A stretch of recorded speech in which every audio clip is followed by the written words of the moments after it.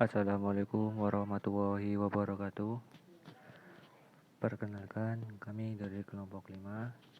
Kami akan mempresentasikan hasil diskusi kami yang berjudul Sholat Fardu. Perkenalkan, saya Qausel Mafak sebagai moderator dengan NIM 2121276. Yang kedua, Maya Alamia sebagai pemateri NIM 2121277. Yang ketiga, Sofyan Latif sebagai pemateri NIM 2121278, dosen pengampu Bapak Muhammad Fajar MPDI. Pokok pembahasan yaitu 1. Pengertian sholat. Yang kedua, tata cara sholat fardu. Yang ketiga, syarat dan rukun sholat. Yang keempat, sunnah-sunnah dalam sholat. Yang kelima, hikmah sholat fardu. Baik, saya serahkan kepada para pemateri untuk menjelaskan materi-materinya masing-masing. Selanjutnya saya akan menjelaskan pengertian sholat. Sholat menurut bahasa adalah doa, dan secara syarat sebagaimana yang telah disampaikan oleh Imam Ar-Rafi adalah ucapan yang dimulai dengan takbir dan ditutup dengan salam. Menurut para ulama fikih, sholat ialah ibadah yang terdiri dari perbuatan atau gerakan dan perkataan atau ucapan tertentu yang dimulai dengan takbir dan diakhiri dengan salam. Disebut sholat karena ia menghubungkan seseorang hamba kepada penciptanya, dan sholat merupakan manifestasi penghambaan dan kebutuhan diri kepada Allah Subhanahu wa Ta'ala. Tata cara sholat fardu. 1. Membaca niat sholat fardu. Sholat wajib terdiri dari 5 waktu, yakni subuh, zuhur, asar, maghrib, dan isya. Seseorang harus memiliki niat mendirikan sholat karena Allah dan membaca bacaan niat sesuai sholat yang akan dijalankan. 2. Takbiratul ihram. Takbiratul ihram merupakan penanda maksudnya seseorang akan mengerjakan sholat. Takbiratul ihram merupakan rukun qauli, adalah rukun yang berupa ucapan yang seseorang itu telah masuk dalam rangkaian ibadah sholat dan diharamkan melakukan apapun yang bisa membatalkannya. Saat takbiratul ihram diwajibkan untuk mengucap Allahu Akbar. 3. Membaca doa iftitah. Setelah takbiratul ihram dilanjutkan dengan menyilangkan kedua tangan di dada, maka dilanjutkan dengan membaca doa iftitah. 4. Membaca surat Al-Fatihah. Membaca surat Al-Fatihah yang termasuk dalam rukun sholat dan wajib hukumnya untuk semua rakaat membaca surat Al-Fatihah. 5. Membaca surat pendek yang terdapat dalam Al-Quran seperti Al-Ikhlas, Al-Falaq, An-Nas, dan surat lainnya. Yang keenam, rukuk. Setelah membaca surat pendek, dilanjutkan dengan melakukan gerakan rukuk dengan tumakninah. Yang ketujuh, iktidal. Bangkit dari rukuk dengan gerakan iktidal dengan tumakninah. Yang ke-8, sujud pertama. Yang ke-9, duduk di antara dua sujud. 10, sujud kedua. 11, tahiyat awal. Tahiyat awal dibaca untuk sholat zuhur, asar, maghrib, dan isya, dan dibaca pada rakaat kedua setelah sujud pertama.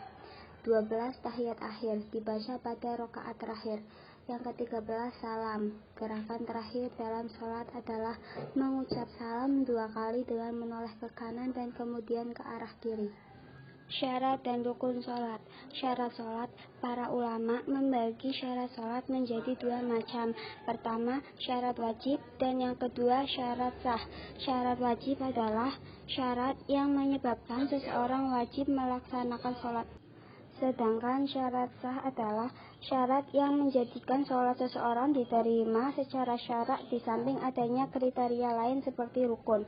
Syarat-syarat wajib sholat adalah sebagai berikut. Yang pertama, Islam.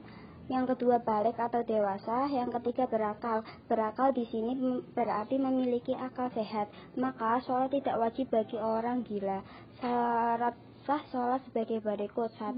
Mengetahui masuknya waktu sholat. Yang kedua, suci dari hadas kecil dan hadas besar.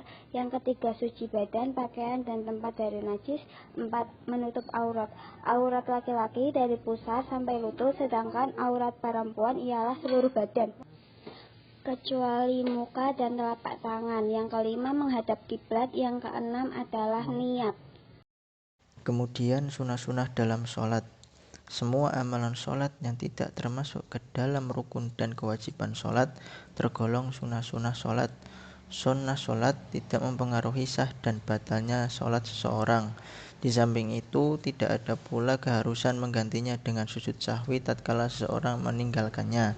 Sunnah-sunnah sholat terdiri dari dua macam. Yang pertama, sunnah-sunnah yang berupa ucapan, yaitu satu, membaca doa iftitah. Yang kedua, membaca ta'awud. Yang ketiga, membaca basmalah. Yang keempat, membaca tasbih. Yang kelima, membaca amin setelah membaca surat Al-Fatihah. Yang keenam, membaca surat pendek sudah surat Al-Fatihah. Kemudian yang kedua, sunnah-sunnah yang berupa perbuatan. Di antaranya adalah satu, mengangkat kedua tangan saat takbiratul ihram, rukuk, bangun dari rukuk atau saat berdiri, memulai rakaat yang ketiga. Yang kedua, bersedekap, yaitu meletakkan tangan kanan di atas tangan kiri di atas dada saat berdiri dalam sholat, baik sebelum atau sesudah rukuk. Yang ketiga, mengarahkan pandangan ke tempat sujud. Yang keempat, merenggangkan jarak antara tangan dengan perut atau sisi samping ketika sujud. Yang kelima, duduk iftiros atau duduk di antara dua sujud, yaitu dengan menduduki kaki kiri sambil memanjangkan kaki kanan. Terus hikmah sholat fardu. Sholat merupakan rukun Islam yang kedua dan merupakan rukun Islam yang terpenting setelah dua kalimat syahadat. Sholat yang diperintahkan kita untuk melaksanakannya mengandung berbagai rupa hikmah dalam kehidupan manusia. Hikmah yang terkandung itu ialah yang disebut di bawah ini. Satu, sholat merupakan media penghubung antara sholat seorang hamba dengan Tuhannya. Sebagaimana sabda Nabi Muhammad, inna ahadukum idza shalla yunaji rabbah. Artinya, sungguhnya seorang dari kamu jika sedang sholat berarti ia sedang bermunajat dengan Tuhannya. Hadis riwayat Bukhari dari Anas bin Malik. Yang kedua, sholat adalah penolong dalam segala urusan penting, sebagaimana firman Allah, wasta'inu bis sabri was sholat. Artinya, dan mohonlah pertolongan kepada Allah dengan sabar dan sholat. Quran surat Al-Baqarah ayat 45. Kemudian yang terakhir, sholat adalah pencegah dari perbuatan maksiat dan kemungkaran, sebagaimana firman Allah Ta'ala, wa aqimus sholah inna sholata tanha anil fahsya'i wal munkar. Artinya, dan dirikanlah sholat karena sungguhnya sholat itu mencegah dari perbuatan keji dan mungkar. Quran surat Al-Ankabut ayat 45.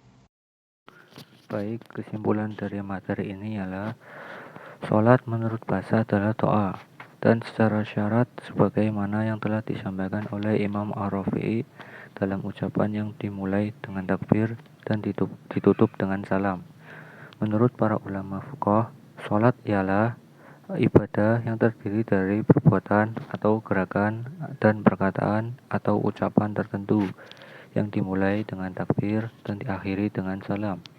Tata cara sholat membaca niat sholat fardu, takbiratul ihram, membaca doa iftitah, membaca surat Al-Fatihah, membaca surat pendek, ruku, i'tidal, sujud pertama, duduk di antara dua sujud, sujud kedua, tahiyat awal, tahiyat akhir, salam.